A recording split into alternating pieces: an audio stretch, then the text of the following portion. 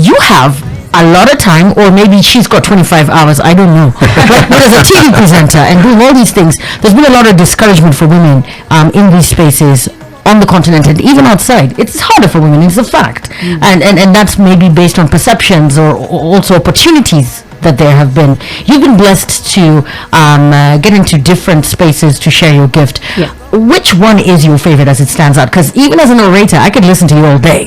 I'm thinking I could watch your show. And then as a musician, you're dope. I'm thinking to myself, do you have a favorite space? Yeah.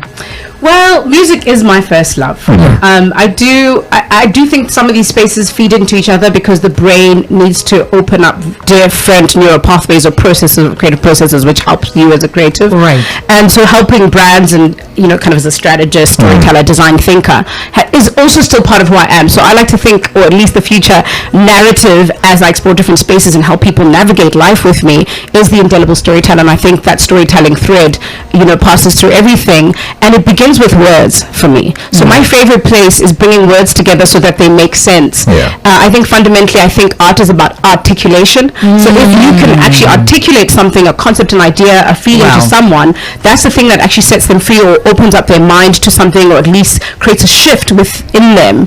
And I think embedded in all these little things, I know it's not quite the answer, but I have said that music is my first love. Music is your first love. Because music, you can add the sonic landscape. Yes. I can also add my poetry, and I can come in with a rap, and There's more range there. I can use my words in diverse ways in music, and so I think the stage is definitely my happy place. Traveling to different communities and meeting new people and kind of sharing life together is definitely my most favorite place. I think I'll wander as a bohemian gypsy.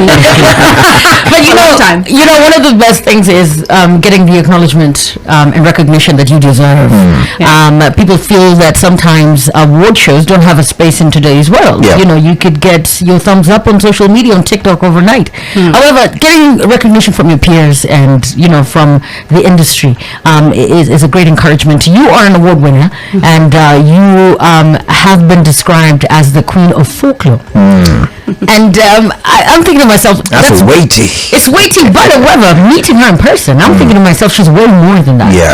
You take that compliment and you go like, okay, wait, get to discover me a little bit more. What's the plan for 2023? And you also mentioned a new song. Yes, that we cannot wait to play after the break. But what's the plan for 2023? And then we're going to play the jam after we take a short break in a few. Super. I'm right in the middle of the plan for 2023. First stop, Kenya. I always return and come back here to honor this space. So I was here last year exactly this time, releasing an EP called Lockdown Love Story. So the evolution of that story of my bond with this community is that Afronautic and I are soon to release an EP. But we're releasing our visualizer to our last single, Ufuna Bani, which was featured on the Brave Ones on Netflix series. So we didn't have time to promote it for ourselves. We allowed it to sit there, and now we're just giving it one push.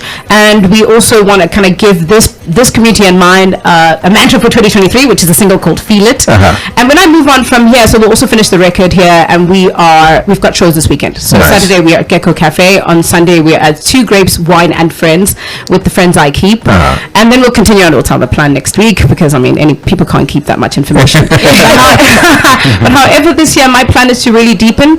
So a lot of residencies, a lot of travel into the communities that I work with. So I'll be in France, in Grenoble, doing some work and some festivals for a period of about a month. And then I'm in Switzerland working.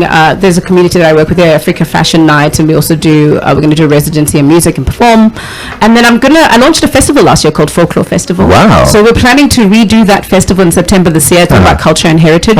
And it's a Pan-African festival in South Africa, in the heart of Johannesburg, that celebrates, indigenous and contemporary styles of folk music.